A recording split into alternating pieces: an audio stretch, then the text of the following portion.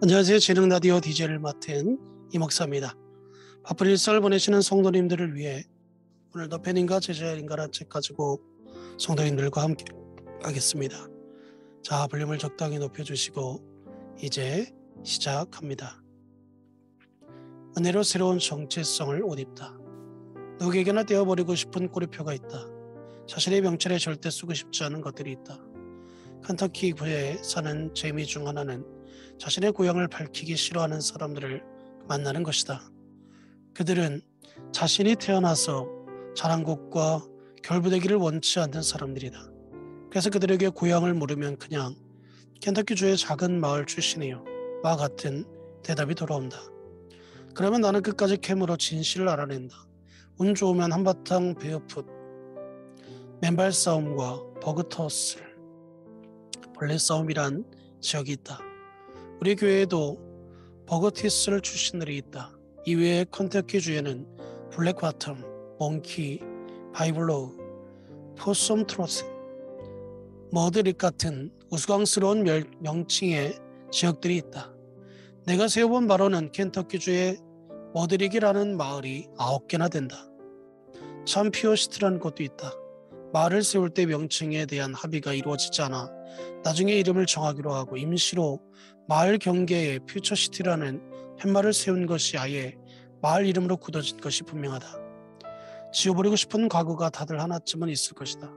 하지만 과거에서 떠나기가 어디 말처럼 쉬운가? 과거는 계속해서 우리를 따라다닌다. 혹시 창피한 과거가 당신의 정체성으로 굳어버렸는가? 나는 스스로를 실패자로 보는 탓에 예수님의 제자라는 정체성을 받아들이지 못하는 사람들의 사연을 수없이 들었다.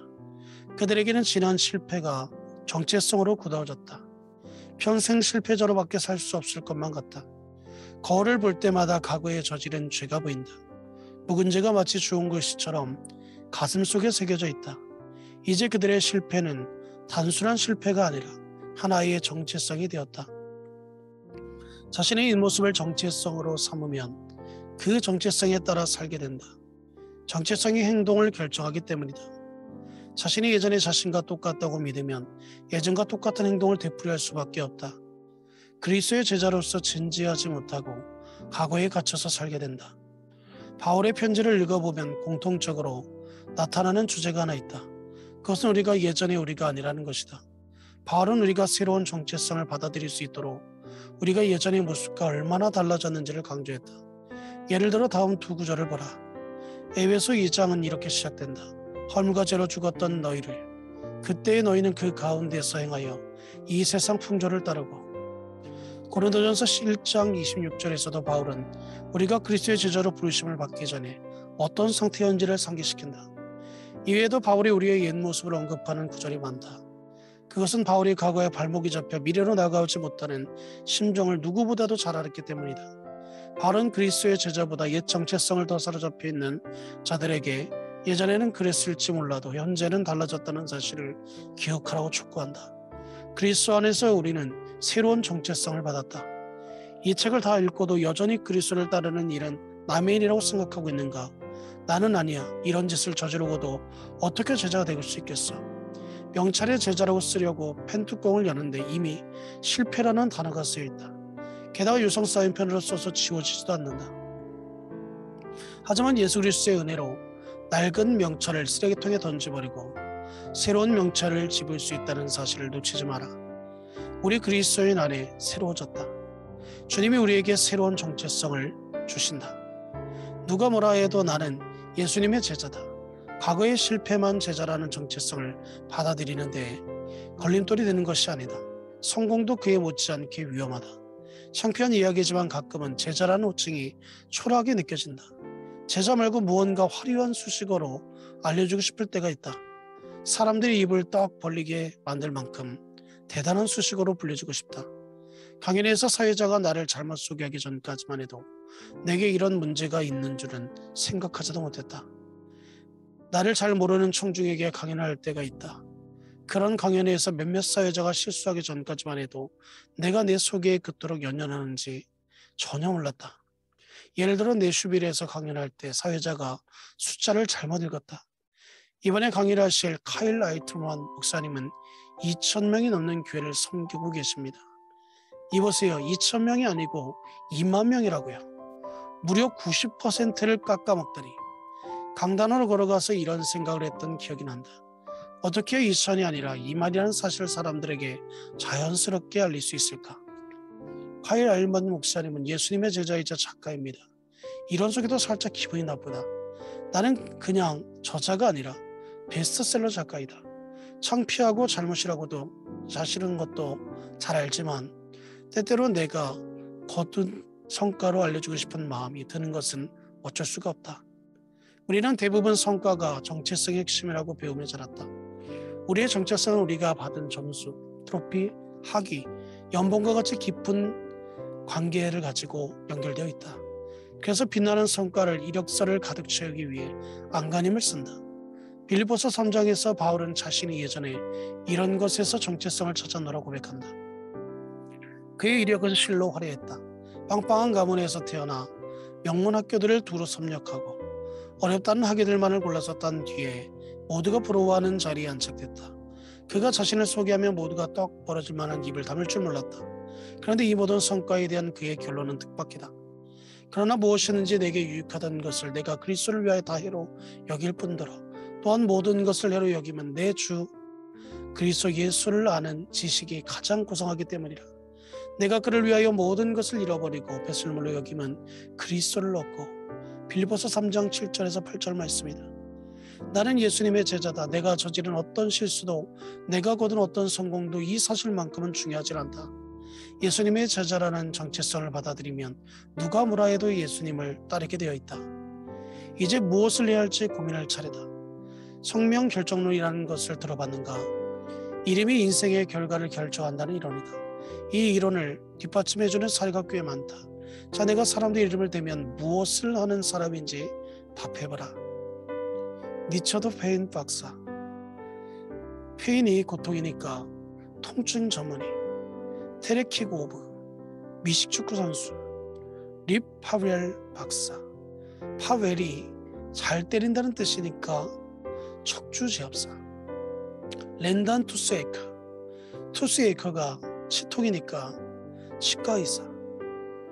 졸턴 오버리 박사. 오버리가 난소니까 부인과의사. 성명 결정론은 이것이 단순한 우연의 일치인가 아니면 정말로 이름이 직업에 영향을 미치는가 하는 질문을 던진다. 뉴욕대학 교수 에터 말턴은 이름이 사람의 인생과 운명에 미치는 영향을 직접 확인하고서 이런 결론을 내렸다. 그의 책 만들어진 생각, 만들어진 행동에서 연구 결과에 따르면 우리의 이름은 우리의 정신세계에 깊이 뿌리를 내려 마치 자석처럼 그 이름이 가리키는 방향으로 우리의 삶을 끌고 간다 라고 말했다. 성명 결정론에 따르면 우리의 이름은 무의식을 통해 우리의 삶에 조금이라도 영향을 미친다. 이론이 옳다고 생각하는가? 개인적으로 나는 다소 회의적이다. 무엇보다도 내 이름을 보라. 아이들머는 문자적으로 게으른 남자라는 뜻이다. 이게 도대체 무슨 의미인가? 아무래도 가서 낮잠이나 자고 와서 다시 생각해 봐야겠다. 하지만 하나의 정체성을 확립하고 매일 가슴에 되새기면 그것이 막대한 힘을 발휘하는 것만큼은 사실이다. 매일같이 실패나 성공, 팬이 나의 진정한 정체성이 아니라는 사실을 다시금 기억하고 예수님의 제자라는 진정한 정체성을 마음속으로 더 깊이 받아들이면 그 새로운 정체성에 따라 살아가게 되어 있다. 이 책을 다 읽은 지금 당신이 해야 할 일과 하지 말아야 할 일로 이루어진 율법주의적인 목록을 버리고 그리스도 안에서 자신이 누구인지를 이해했기를 간절히 바란다. 지금쯤 당신이 명찰에서 팬이라는 글자를 지우고 제자라고 썼으려 믿는다. 행동 목록을 필요하지 않는다. 자신이 누구인지 알고 나면 무엇을 해야 할지는 저절로 알게 되는 법이다. 가장 중요한 사실, 당신은 제자다. 우리의 핵심 정체성을 데이비드 로마스 목사님은 명쾌하게 정의한 사람이 또 있을까 싶다. 그의 정의는 곧 그가 쓴 책의 제목이기도 하다. 당신에 관한 사실은 한두 가지가 아니다. 당신의 명찰에 쓸 수 있는 단어는 수없이 많다. 하지만 로마스에 따르면 당신에 관한 가장 중요한 사실은 당신이 그리스도 안에서 어떤 사람이냐는 것이다. 당신이 수석으로 졸업했다거나 경영진에 승진했다는 것은 가장 중요한 사실이 아니다. 진열장의 트로피나 벽에 붙인 학위도 가장 중요하지 않다. 집 형수나 자녀의 성공도 중요하지 않다. 이혼했다는 사실도 중요하지 않다. 바람 피웠다는 사실도 중요하지 않다. 중퇴나 퇴학 전과 사실도 중요하지 않다. 중독에 시달렸거나 강제 퇴거 조치를 당했거나 유죄 선고를 받았다는 사실도 아니다. 그리고 예전에는 당신이 그런 사람이었을지 몰라도 지금은 아니다. 당신은 그리스도인 안에서, 예수 그리스도 안에서 새로운 정체성을 받았다.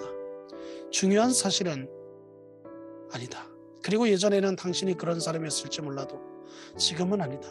당신은 그리스도인 안에서 새로운 정체성을 받았다. 중학교 시절 당신에게 욕하던, 고함을 질렀던 감독, 당신을 함부로 대했던 남자친구, 당신은 그들이 생각하는 사람이 아니다. 그들은 당신의 잘못 판단했다.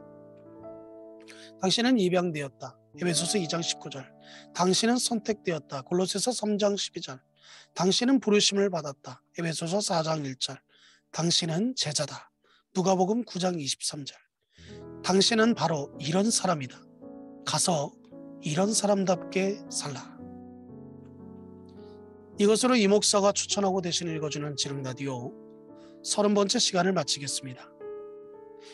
이것으로 팬인가 제자인가라는 책은 마치게 됩니다.